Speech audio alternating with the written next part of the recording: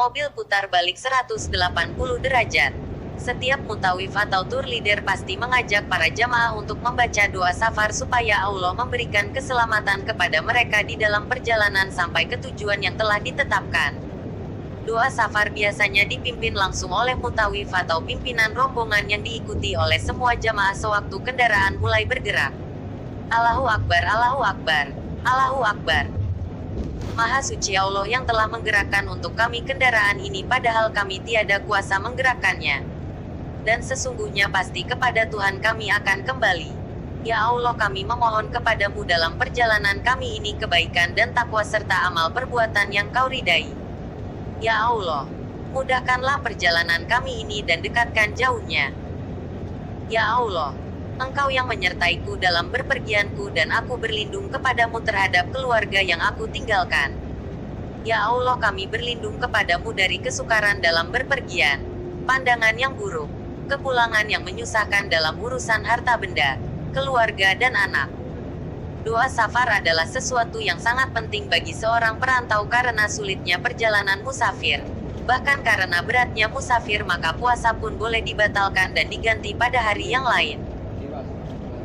Dan barang siapa sakit atau dalam perjalanan lalu ia berbuka, maka wajib baginya berpuasa sebanyak hari yang ditinggalkannya itu pada hari-hari yang lain. Al-Baqarah 185. Selama musafir dan mengurus para tamu Allah, si Udin pernah mengalami kejadian yang sangat menegangkan dan alhamdulillah, selamat dari musibah maut tersebut.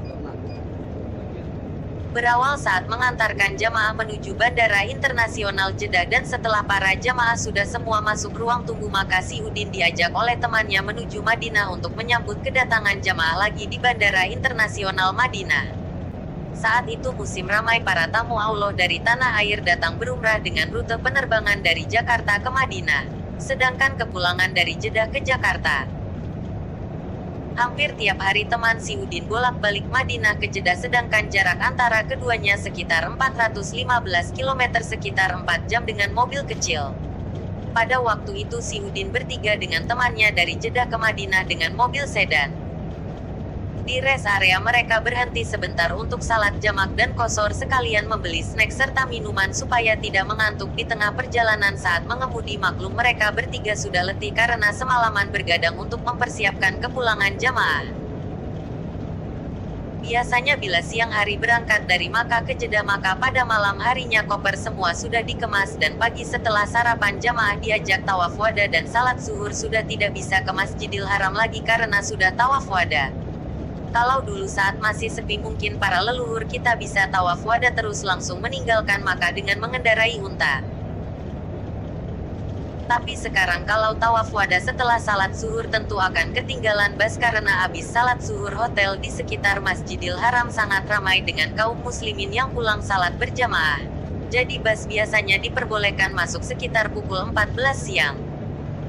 Kalau jadwal ke Jeddah pukul 14 siang maka bus biasanya nunggu di depan hotel sekitar pukul 11 menjelang azan zuhur. Karena bila sudah dekat azan zuhur bus sudah tidak boleh masuk jalur yang hotelnya dekat dengan Masjidil Haram. Semua peraturan itu dibuat supaya para tamu Allah yang datang beribadah aman, selamat dan tetap sehat walafiat. Setelah membeli bekal perjalanan maka ketiganya pun mulai membaca doa safar masing-masing karena mereka pernah jadi mutawif seperti si Udin. Mobil pun berjalan di tengah teriknya matahari gurun pasir pukul 13 siang. Sekitar seperempat perjalanan ketiganya sudah mulai mengantuk karena keletihan. Seolah-olah minuman anti ngantuk tak mempan melawan letih dan rasa mengantuk mereka bertiga. Kadang sengaja temannya yang menjadi sopir mengajak si Udin mengobrol supaya tidak mengantuk. Tapi cara tersebut tidak bisa bertahan lama. Rasa ngantuk, letih lebih kuat dari cara apapun yang mereka lakukan. Sampai tiba waktu yang sangat menegangkan. Tiba-tiba teman si Udin mengantuk juga sambil memegang kemudi. Mobil terasa melewati bebatuan. Mereka bertiga menjadi terbangun. Untungnya teman si Udin yang menjadi sopir cepat menguasai keadaan. Sambil mata masih terbuka sedikit dia memutar kemudi ke kiri akhirnya mobil pun berputar 180 derajat balik menuju Jeddah lagi padahal rencana ingin ke Madinah. Debu berterbangan di jalan tol karena roda mobil telah turun dari aspal tapi dipaksa balik arah. 3 orang yang agak jauh di seberang jalan tepuk tangan. Mereka mengira ini unjuk kemampuan padahal mereka yang di dalam mobil lagi tegang. Teman si Udin yang duduk sendiri di kursi belakang tak henti-hentinya membaca tasbih dan istighfar karena terkejut dan ketakutan.